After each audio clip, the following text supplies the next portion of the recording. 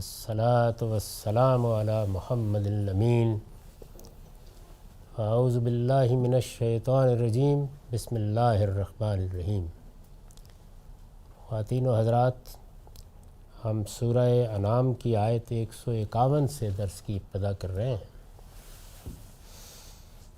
اس سے پیچھے بعض توہمات زیر بحث تھے جن کے تحت مشرکین عرب بھی اور یہود بھی اللہ کی حلال کردہ بعض چیزوں کو حرام اور حرام کردہ چیزوں کو حلال کر رہے تھے۔ ان کی تردید کر کے صحیح نقطہ نظر کو واضح کیا گیا اور پھر ایک نہایت خوبصورت گریز اختیار کر کے یہ کہا گیا کہ یہ جن توہمات میں تم الجھے ہوئے ہو انہیں ایک طرف رکھو، آؤ ہم تمہیں بتاتے ہیں کہ حرام کیا چیزیں ہوتی ہیں۔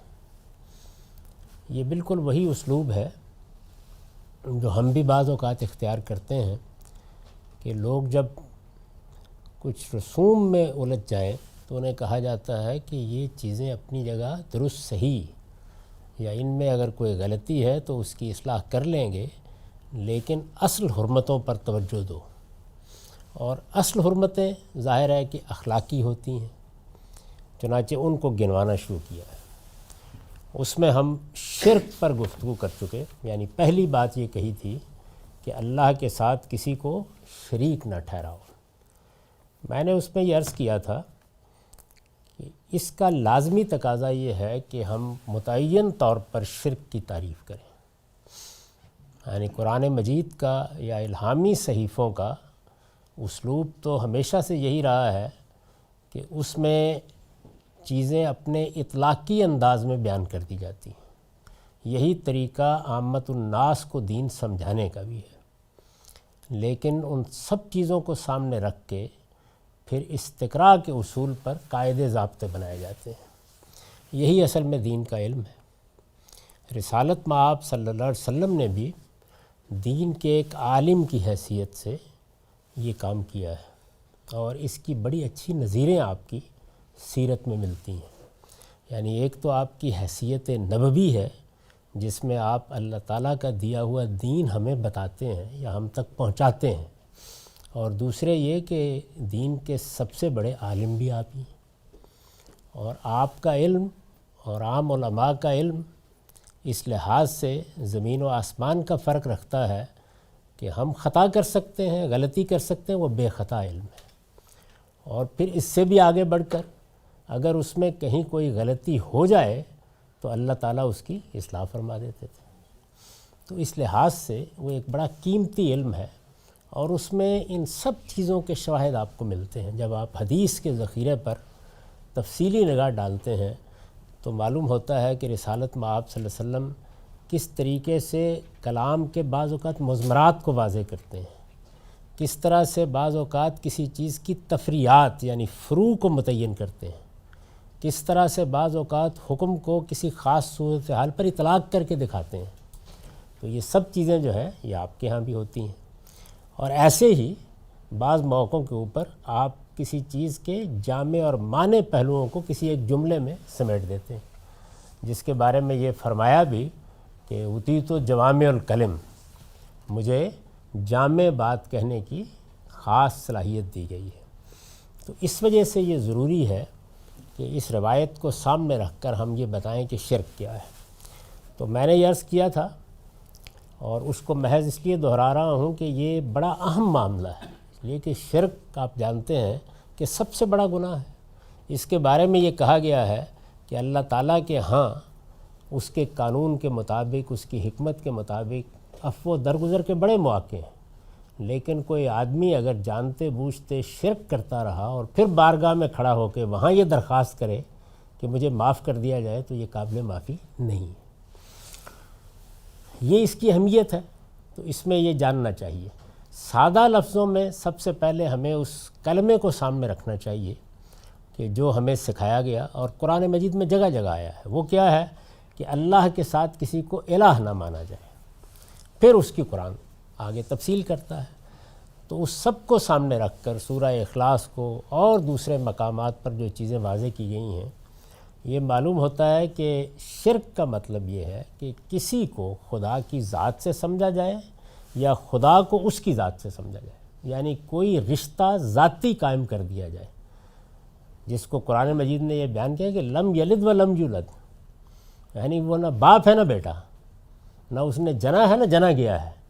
تو یہ اصل میں دونوں طرف کی نفی ہے کہ نہ اس سے پیچھے کوئی ہستی ہے کہ وہ مدر کوئین ہے، جنم دے کے چلی گئی ہے، اب کائنات کا نظم اللہ تعالیٰ چلا رہا ہے، اور نہ کوئی بیٹا ہے آگے۔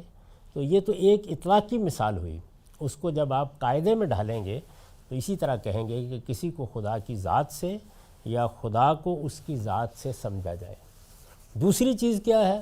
دوسری چیز یہ ہے کہ اللہ تعالیٰ سے، اس کائنات کے پروردگار سے جو چیز ہمارے تعلق سے صادر ہوتی ہے وہ خلق ہے اور تدبیر امور ہے، یعنی دو ہی چیزیں۔ اگر آپ غور کر کے دیکھیں گے تو یا تو یہ ہے کہ ایک خلق کا عمل ہوا ہے، میں بنا دیا گیا، آپ بنا دیے گئے، دوسری زندہ مخلوقات بنا دی گئی، جمادات بنا دیے گئے، پہاڑ بنا دیے گئے، سمندر بنا دیے گئے، کہکشانیں بنا دی گئیں، سیارے ستارے بنا دیے گئے، تو خلق کا عمل۔ اور دوسری چیز کیا ہے؟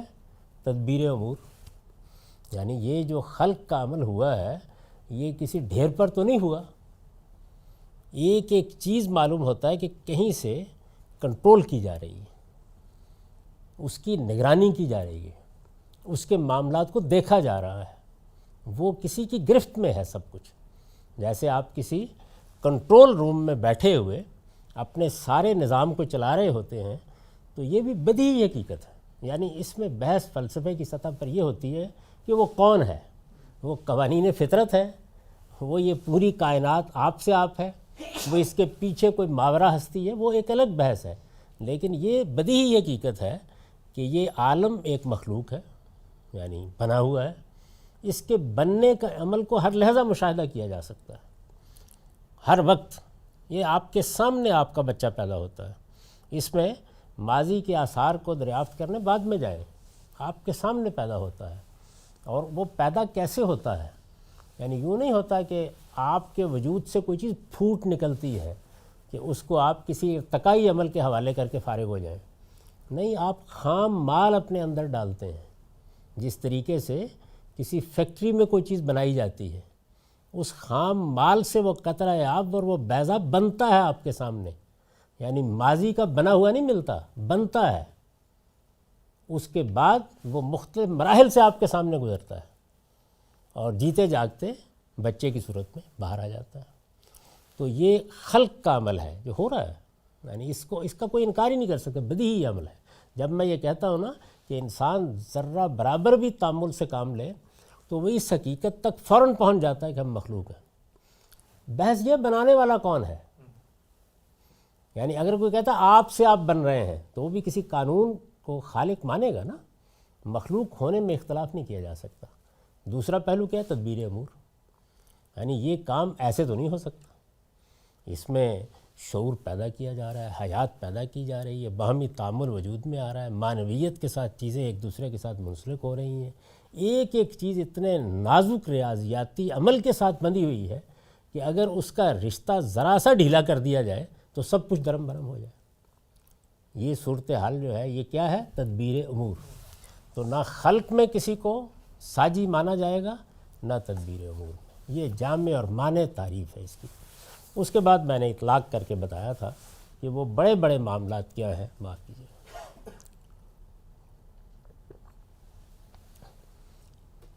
جن سے متعلق ہم کہہ سکتے ہیں کہ یہ دیکھیے یہ شرک کی مثالیں ہیں۔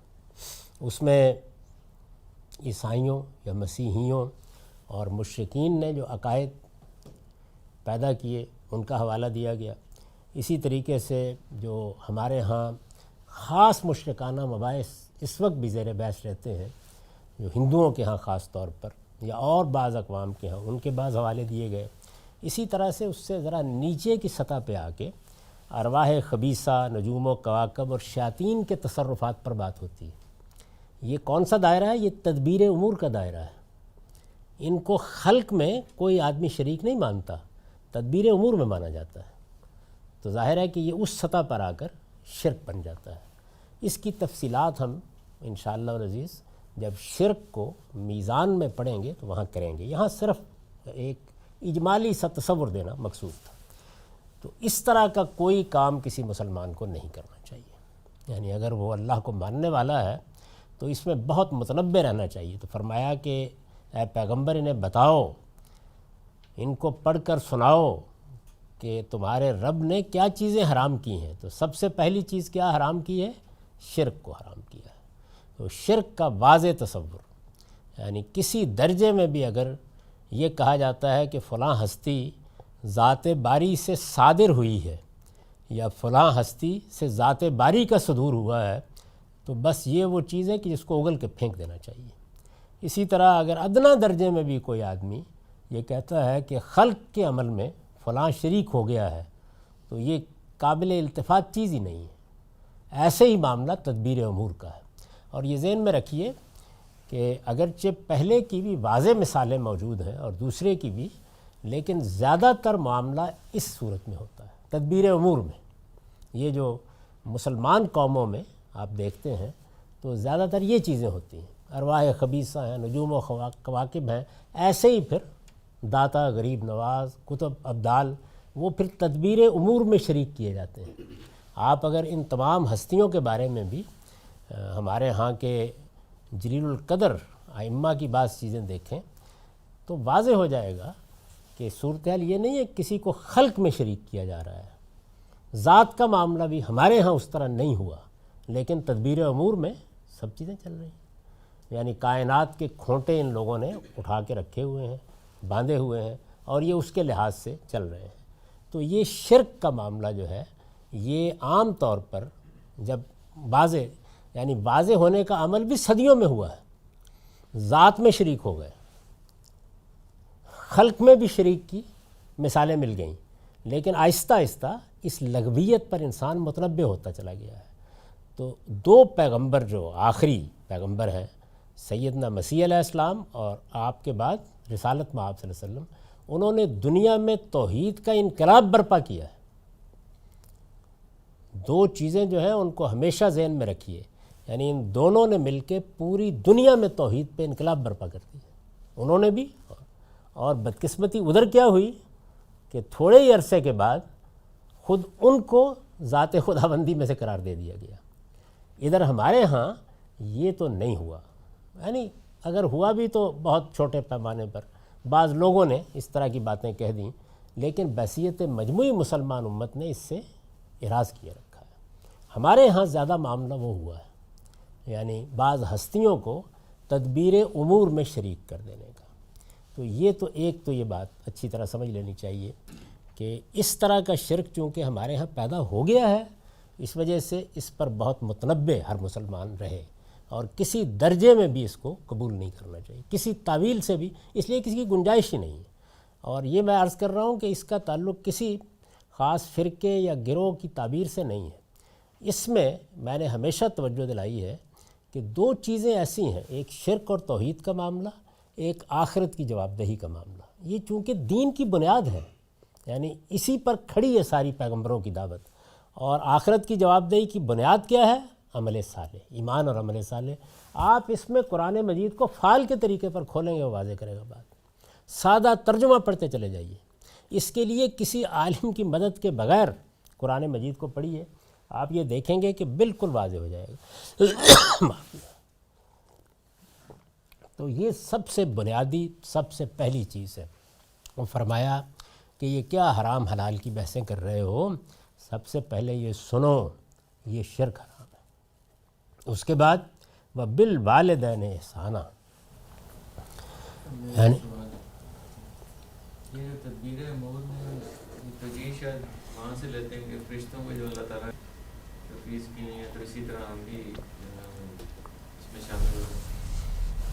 اس بات کو قرآن مجید نے جگہ جگہ واضح کیا ہے کہ فرشتے کسی درجے میں بھی نہ خلق میں شریک ہیں، نہ تدبیر امور میں ساجی ہیں. ان کو جو ذمہ داری اللہ پروردگار عالم کی طرف سے دی جاتی ہے، جس طرح ہم بندے اللہ کے حکم پر عمل کرتے ہوئے کوئی خدمت بجا لاتے ہیں، وہ یہ بجا لاتے ہیں. ان کا اس سے کوئی آگے جگہ ہی نہیں ہے. اور تھوڑا توقف کیجئے، ہم میزان کا مطالعہ کر رہے ہیں اس میں سنن الہیہ کے بعد فرشتوں پر ایمان زیر بحث ہے، اس میں یہ بات پوری طرح واضح ہو جائے گی۔ تو خدا کے بعد سب سے بڑا حق والدین کا ہے، چنانچہ دوسرا حکم یہی بیان ہوا ہے۔ یہ اگرچہ ما حرم ربہم ہی کے تحت ہے، یہ البیان کا نوٹ ہے، لیکن قرآن نے اس کے لیے منفی کے بجائے مثبت اسلوب اختیار کیا ہے۔ یعنی قرآن مجید کے جو اسالیب ہیں، بات کیسے کرتا ہے، اس کو بہت دقت نظر سے سمجھنا چاہیے۔ یعنی کس طریقے سے بعض اوقات ایک مثبت بات کہہ دی جاتی ہے اور اس سے مقصود اس کے دوسرے پہلو کو نمایاں کرنا ہوتا ہے جو منفی ہے۔ تو یہاں پر یہ ہے کہ یہ سب حرمہ کے تحت ہے، آؤ بتائیں کہ تیرے رب نے حرام کیا کیا ہے۔ تو اس میں اب طریقہ کیا اختیار کیا ہے، ایک چیز منفی بیان کی ہے، اس پر عطف ایک مثبت چیز کو کر دیا ہے، تو آپ اس کے دوسرے پہلو کو مراد لے لیں گے۔ اس پر استاذ امام امین احسن اصلاحی نے وضاحت فرمائی ہے، وہ لکھتے ہیں یہ چونکہ اسالیب کا معاملہ بڑا نازک ہے، آپ کے علم میں ہے کہ ہم جب یہ جبر قدر کی بحث کرتے ہیں، خیر و شر کی بحث کرتے ہیں، تو اس میں بھی اصلی مسئلہ یہی ہوتا ہے کہ قرآن مجید کے خاص اسالیب وہ کیسے عام کو خاص میں بدل دیتا ہے، کس طرح ایک قید عائد کر دیتا ہے، کیسے چیز کی تجرید کر کے بیان کر دیتا ہے، کس طرح اللہ تعالیٰ کی کسی صفت کا حوالہ دے کے اس سے استدلال کر دیتا ہے، اس کو بہت تدبر سے سمجھنے کی ضرورت ہوتی ہے۔ یہاں بھی ایک اسلوب زیر بحث آ گیا ہے کہ پیچھے تو تھا حرام، تو والدین سے احسان کرو تو حرام نہیں ہے نا، تو مثبت بات ہے، تو یہ کیا اسلوب ہے؟ تو وہ لکھتے ہیں زیر بحث آیات میں اسلوب کی یہ ندرت قابل لحاظ ہے کہ بعض باتیں منفی پہلو سے بیان ہوئی ہیں، یعنی نہ کرو، حرام ہے، ممنوع ہے، یہ منفی طریقہ ہے، نیگیٹو طریقہ ہے بات کو بیان کرنے کا، بعض مثبت پہلو سے، یعنی یہ ساری جتنی باتیں آگے بیان ہوں گی تو ان میں آپ یہ دونوں چیزیں دیکھیں گے، مثلا شرک، قتل اولاد یعنی اپنے بچوں کو مار دینا، فحشاء، قتل نفس، کسی انسان کی جان لے لینا، اور اکل مال یتیم، مال یتیم کا کھا لینا کا ذکر تو منفی پہلو سے ہے۔ ظاہر ہے کہ اس میں کیا طریقہ اختیار کیا ہے، شرک نہ کرو، اولاد کو قتل نہ کرو، فحشاء کے قریب نہ جاؤ، کسی جان کو نہ مارو، کسی یتیم کا مال نہ کھاؤ، یہ نہ کھاؤ منفی اسلوب ہے نا، تو یہ تو حرام کے تحت ٹھیک ہو گیا، یعنی میں نے تمہارے لیے یہ چیزیں حرام کی ہیں، یہ ٹھیک ہوا۔ اور والدین کے ساتھ احسان، اب ظاہر ہے کہ والدین کے احسان تو ایک مثبت چیز ہے، یہ کرو، ایفائے کیل، ایفائے کیل یعنی وزن پورا کرو، ناپ تول میں کمی، اسی طرح سے ایفائے کیل و میزان، قول و عمل میں اہتمام عدل، یعنی عدل انصاف کا طریقہ اختیار کرو، مثبت بات ہے نا، یہ منفی نہیں ہے۔ اور ایفائے عہد الہی، اللہ کے ساتھ باندھے ہوئے عہد کو وفا کرو، یہ سب مثبت چیزیں ہیں۔ تو ان سب چیزوں کا ذکر مثبت اسلوب سے ہے، یعنی قرآن مجید نے یہاں جو چیزیں اکٹھی کی ہیں ان میں سے کچھ منفی اسلوب میں کہی ہیں، کچھ مثبت اسلوب میں کہی ہیں، لیکن تالیف جملہ کے لحاظ سے سب حرمہ کے تحت ہے۔ اس سے یہ سوال پیدا ہوتا ہے، تو اس پر وہ گفتگو کر رہے ہیں۔ بیان ہی یہی اسلوب، یعنی یہی جو طریقہ یہاں اختیار کیا ہے، بیان ہی یہی اسلوب، بیان ہی انہی امور کے بیان میں بنی اسرائیل کی آیات 22 سے 38 میں، بنی اسرائیل کی آیات کو میں نے میزان میں اخلاقیات کے احکام 10 کے طور پر بیان کیا۔ یہ ظاہر ہے کہ ایک جگہ نہیں بیان ہوئے، سورہ نساء میں بھی بیان ہوئے ہیں، یہ یہاں بھی بیان ہو رہے ہیں، سورہ انعام میں بھی، بعض اور جگہوں پر بھی اس کے بعض اجزاء بیان ہوئے ہیں۔ تو جب آپ انتخاب کرتے ہیں تو ظاہر ہے کہ جہاں سب سے زیادہ جامعیت ہوتی ہے اور وہ موقع کے لحاظ سے ہوتی ہے، یعنی قرآن مجید بعض جگہوں کے اوپر اجمال کا طریقہ اختیار کرے گا، بعض جگہوں کے اوپر اطلاقی چیزوں کو چھوڑ دے گا، تو یہ مختلف اسالیب ہیں جو اختیار کیے جاتے ہیں۔ تو اس وجہ سے میں نے اس کو وہاں سے لیا ہے، یہاں بھی وہی باتیں بیان ہوئی ہیں۔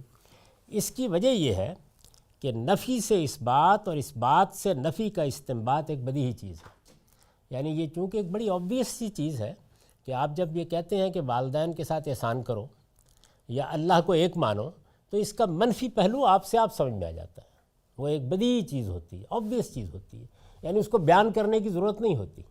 ایک بات کو آپ بعض اوقات مثبت طریقے سے بیان کرتے ہیں، لیکن اس کے منفی پہلو سے روکنا مقصود ہوتا ہے، اور منفی پہلو سے بیان کرتے ہیں تو اس کا اگر کوئی مثبت پہلو ہے تو اس کی تاکید پیش نظر ہوتی ہے۔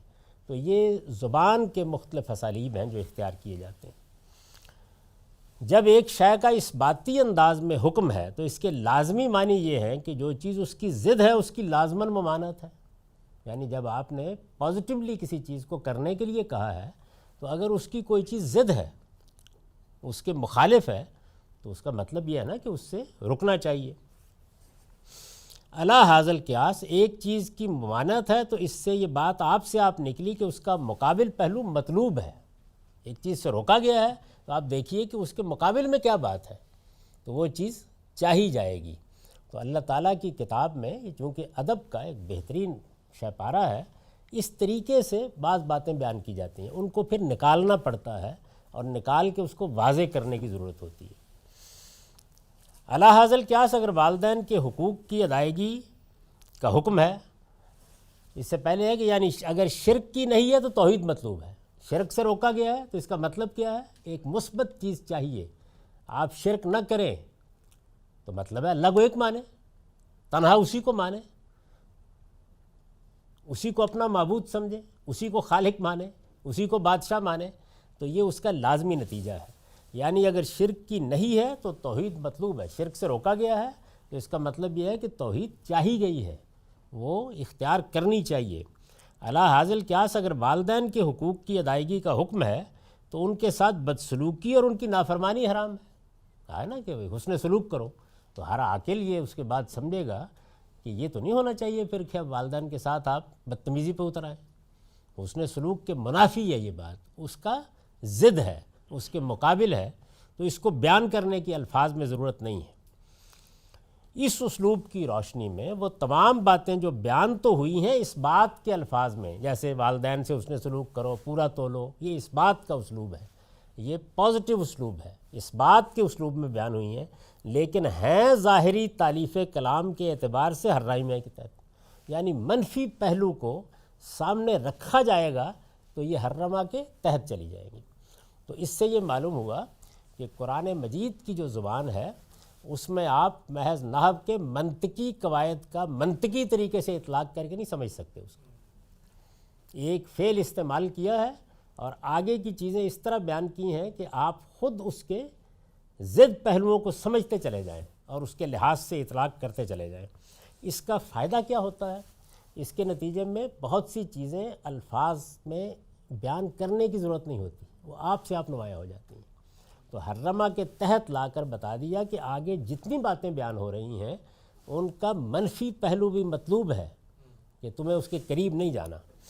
اس اسلوب کی روشنی میں وہ تمام باتیں جو بیان تو ہوئی ہیں اس بات کے الفاظ میں، لیکن ہیں ظاہری تالیف کلام کے اعتبار سے حرامائی کے تحت، یعنی حرام ہونے کے تحت ہیں، ان سب کے ضد پہلو کو بھی مد نظر رکھیے۔ اس سے مقصود کیا ہے؟ یعنی کوئی کہہ سکتا ہے نا کہ یہ طریقہ کیوں اختیار کیا گیا ہے؟ اس کا نتیجہ یہ نکلا کہ آپ کو منفی اور مثبت دونوں جملے نہیں بولنے پڑے، بلکہ ایک ہی اسلوب کے نتیجے میں وہ سب باتیں بیان ہو گئیں۔ گویا پوری بات یوں ہے، اب یہ والدین پر لکھا ہے نا، تو پوری بات یوں ہے، اوپر کیا تھا؟ وَبِالْوَالِدَيْنِ احسانًا، اور والدین کے ساتھ حسن سلوک کرو۔ تو پوری بات یوں ہے کہ نہ والدین کو اف کہو نہ جھڑکو، بلکہ ان کے ساتھ اچھا سلوک کرو، یعنی دوسرے پہلو کو۔ اور آپ دیکھیں گے بعض جگہوں کے اوپر اس کو بیان بھی کر دے گا قرآن مجید۔ یہ ہے اصل میں القرآن یفسر بعضہ بعضا۔ اس کا بعض لوگ یہ غلط مطلب لیتے ہیں کہ قرآن سے دائیں بائیں کی چیزیں اکٹھی کرنے کے بعد آپ جس جملے کو جو معنی چاہے پہنا دیں، یہ مطلب نہیں ہے اس کا۔ آپ کو اس جگہ پہ آنا پڑے گا اور پھر بتانا پڑے گا کہ یہ جملہ یہ مقام جو آپ نے دائیں بائیں سے چیزیں سمجھی ہیں ان کو قبول بھی کرتا ہے یا نہیں، زبان کے اسالیب کے لحاظ سے۔ اس اسلوب کا فائدہ یہ ہے کہ اس میں جو پہلو زیادہ زور و قوت سے ظاہر کرنے کا ہے وہ تو الفاظ میں بیان ہو جاتا ہے، یعنی اس کا فائدہ کیا ہے، اور اس کا ضد پہلو بغیر الفاظ کی مدد کے مجرد فہوائے کلام اور اقتضائے نظام سے سمجھ میں آ جاتا ہے۔ یعنی فہوائے کلام یعنی بات کیسے کہی گئی ہے اسی سے معلوم ہو جائے گا، اور جو نظم ہے جس طرح سے کلام چل رہا ہے وہ خود ہی اس کو بیان کر دے گا۔ تو یہ ایک خاص چونکہ قرآن کا انداز ہے تو اس لیے یہ ضروری تھا کہ اس کی وضاحت کی جائے۔ یہ بات فرمائی اور والدین کے ساتھ حسن سلوک کرو، تو چنانچہ دیکھیے میں نے یہاں پر اس کا جو ضد پہلو ہے اس کو کھول دیا ہے، اور والدین کے ساتھ حسن سلوک کرو، ان کے ساتھ کبھی کوئی برا رویہ اختیار نہ کرو۔